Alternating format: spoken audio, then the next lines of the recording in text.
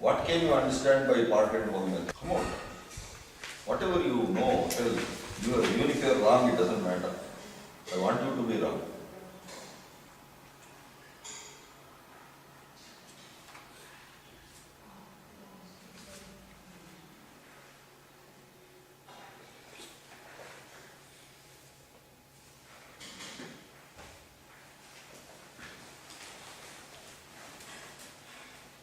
Those are not unknown words, no? Part and whole you have heard. Tell me what you mean by that. Part is a particular word. Maybe so many steps in a diagram. Study each step separately and then as a whole. Take it as a whole, then break it into parts. What I mean is the part and whole method is first take it as a whole, then break it into parts, then study each part separately, then regroup them as a whole. Okay, for instance, let us say there is a diagram. It could, or your accountancy tables, even that also. From my point of view, when a table is a diagram, okay, just for you, each step is very essential. So let us say there is a diagram like this. Now the first job you have to do for studying a diagram is to identify how many parts are there. They would have mentioned, right? Count. First is count. Count how many parts are there. Write it here. Let us say some 12 are there. So 12, write next to that one. Or write in your book. Don't write anything in the textbook. Useless. Because I want you to finish the textbook and throw it. Not keep it. The moment you underline, the moment you write it in the textbook, it means that you are coming back. That's why the brain doesn't register. Underlining is the worst thing you can do for studying. Because the moment you underline, the brain is telling you, okay, you are going to come back. Otherwise, why will you underline? So it is not recorded. It is skipped. We think underlining it is important and we will remember. No, the brain thinks the other. It thinks anyway under underlining you are going to see it once again. So we will come back and see. So it won't record. Okay, so think of its way, don't think of our way. So this is the first job. So you are taking it as a whole. Then break it into part. How will you break it into part? Part having a function. Huh? Some parts having a function. No, function wise we may get misled. Because we are studying the structure, let us divide into structure only. If it is a simple diagram, let us say there are only 4 or 5 or 6 parts to remember, just divide it into 2 parts, left and right. Okay? This should be an imaginary, just like your latitude and longitude, imaginary line. You must have that line. Don't draw it there. Because if you draw it there in the exam also, you will draw that line and then your teacher will be wondering where the line came from. Okay? If it is, let us say, some 10 or 12 parts, then you can have 4 parts. Okay? If it is a little more complicated, you can, there are 30, 40, especially medical. Hand itself has got 27, parts. So in such cases, divide it like this. Okay? Now your job is to, don't bother about what is there inside. First count. In this, count how many parts are there. So this is number 1.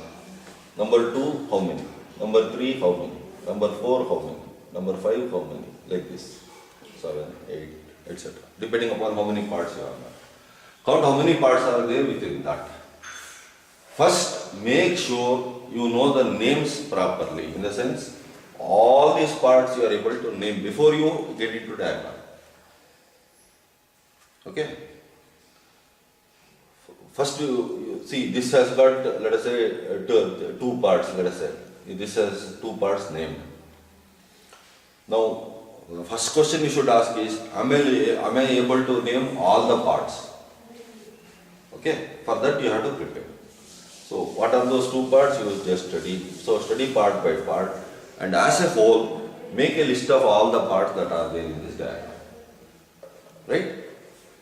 Then come back, then take parts like two parts here and then fix it where it is in your diagram.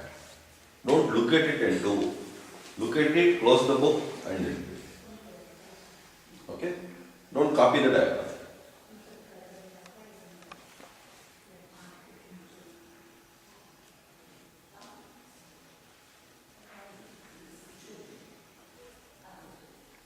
Then after you finish the whole thing, take a fresh sheet of paper and try to reproduce the diagram whole.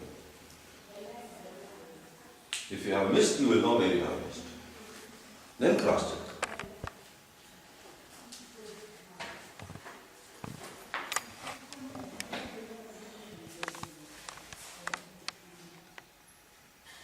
This at least you can do today. Take a complicated diagram. Now my suggestion is first take a, see, let me give you one more very simple thing, which is definitely a secret, but once you understand this secret, it becomes easy. Any chapter, first take the first diagram, which will be easy, simple. Do it this way. Then all you have to do is, all the others, you just have to compare with this first diagram in that chapter. It becomes easy. So for instance, if you are studying circuits, the first circuit will be very simple. Very few transistors, very few capacitors will be there. Okay. As you proceed in the chapter, more will be added. So just compare. So same way for your accountancy also. The first table will have very limited information. As you proceed, you add on information. So compare with this to that. What is missing? So this will become a common factor. Then it becomes easy. Okay. So in engineering also, lot of diagrams you come across, lot of diagrams if you reproduce. See, the advantage is, even if you write 5 pages, you won't get that much marks. But if you reproduce a diagram accurately, you will get full marks. Do you know this? So that is the advantage. And you can write any amount if you know the diagram thoroughly. Okay. And some subjects, civil engineering and architecture, you can't help without doing drawings. Is it not? Drawings is part and parcel of your life. Is it not? Civil, no? You are not civil. She is civil. You, what are you studying? Information. Even you have a lot of circuits and others. You are asking for circuits, no? So this is the answer. So any drawing that you come across, this is how you have to solve the problem. Drawing, diagram, tables, then lists, whatever you have, you can break it up.